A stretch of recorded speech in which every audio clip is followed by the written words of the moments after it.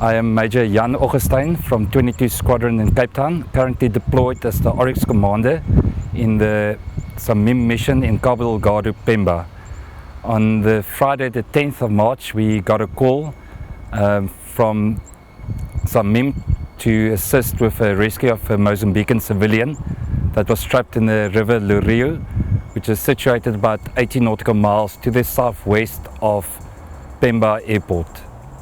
So once we received the call, we knew we need to go immediately to rescue the Mozambican citizen because of the time he spent in the river already and the area he was trapped in. He was on a ledge of a waterfall. There wasn't much time left, so we knew we had to react very quickly. So we got the crew together, requested for medical assistance, and we also requested the help of Sergeant Rapiri to send him down as a rescuer. Everyone moved very quickly to the helicopter. It took us about 20 minutes to get airborne from the time we got the call, and we got airborne routing towards the river Leroux, where we managed to locate the guy in 35 minutes after getting airborne. In the cockpit itself, the workload was quite busy. The co-pilot only received coordinates at last minute, so we had to sort all of that out, and we had to rely on our previous experience and training to conduct this mission. There was limited time for us to do briefings, so all of that had to happen in the helicopter itself on the way to locate the citizen. As we approached the area, we got to the guy immediately. We spotted him in the river where he was stranded. We went immediately into the rescue phase, where the flight engineer, Warren Prince, got Sergeant Rapiri onto the external hoist, and we decided to lower him down and try and get the guy. Due to the strong winds and the strong river current that was flowing, we decided to do a very high rescue, also because of the helicopter downwash, not to push the guy off the area where he was standing currently. It had to be a very clean rescue. Also, with Sergeant Rapiri going down, we had to make sure that we lower Sergeant Rapiri directly next to the member, where you can secure the guy into a secondary strop and we can hoist him up. It was, we took our time, took it slowly, also because we're also afraid of Sergeant Rapiri knocking the guy on the rock, because he was standing in a very, or in a spot where it was quite difficult, and we were afraid for any movement that the member might lose his footing and then slip. We got Sergeant Rapiri down to the guy.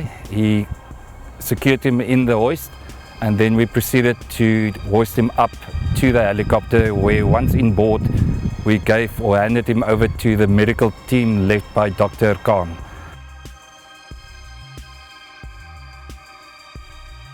I'm Dr. Khan. I am currently deployed under Operation Michaela as the AMED Commander. My home unit is 2 Military Hospital, Cape Town. When we received the call, we prepared ourselves and had a small team discussion deciding what might await us when we received the member, the civilian. Based on the short video clip we got, we were concerned that he might be hypothermic, that he was exposed for some time to the river water, which could be very cold. We were also concerned that he may have ingested a lot of water. We were concerned before we saw the video that he might be drowning. Fortunately, once we saw the video, we saw that he was still quite awake and active, although in a very precarious position. Our team got prepared. We removed our equipment and moved our equipment to the aircraft. The equipment that we took with, we decided based on the video clip we saw that we will require our medical bag, possibly emergency blankets due to the hypothermia, and obviously a stretcher to move him in case he required to be carried.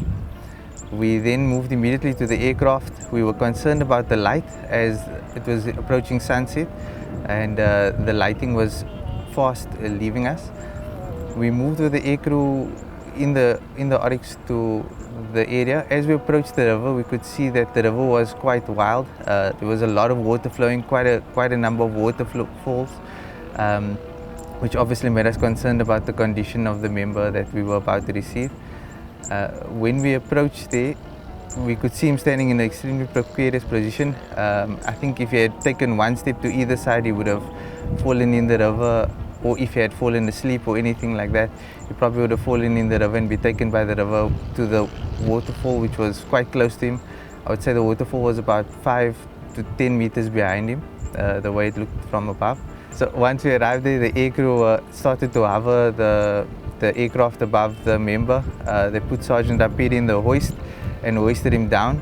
It was quite nerve-wracking to watch the procedure unfold because of the veracity of the river and the speed at which the water was flowing. Sergeant Rapiri was almost taken by the river in the hoist at one point. It was quite nerve-wracking as a medical team to watch this procedure happen. Fortunately, he managed to grab the member and then got hoisted back up into the aircraft. When we received him, we were quite concerned about hypothermia and shock. He was extremely cold. His muscles were quite stiff. He wasn't able to move, turn his head. He was also in a state of mental shock, obviously. We put him in the stretcher. He wasn't willing to lay down. He didn't want to let go of the stretcher. He was clasping onto the stretcher quite tightly. We wrapped him in space blankets. We monitored his vitals, which were all nice and stable. And then we assessed from that point that all we needed to do was really to keep him in the space blanket, warm him up until we get to the level 2 hospital. The aircraft then moved straight to the level 2 hospital where we have a helipad. We put him down there and into the ambulance, and then the level 2 took over the management from there. Hi, this is Sergeant Rapiri, A109 flight engineer, currently working at 17th Squadron, but I'm deployed here in Mozambique for the SAMI mission. I'm the one who was hoisted down when we got the call to do the rescue there by the river. First, when I got there, on the video, it didn't look that scary, but when I got there, that adrenaline kicked in, and the only thing that was going in my mind was safety, safety, safety. How am I gonna execute the job? Always think about safety. But I could relax because I knew the crew I was flying with, the crew is very experienced, and also the Warrant Prince was the one who was hoisting me down. And then it was very simple as a flight engineer, communicating to another flight engineer, because you can use your hand signals very effectively. So I think that what happened, we worked as a team.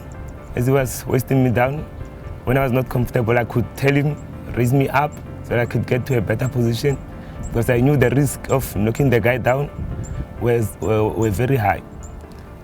But I started to relax, and then when I went down, I could see the fear in his eyes. So the only thing for me was I have to get that guy up there as soon as possible, always thinking about safety. So I'm glad we executed the job safely, and then to the team, everyone who was involved, thank you. We saved the guy's life. One day, if it's possible, we would like to meet the guy. I thank you.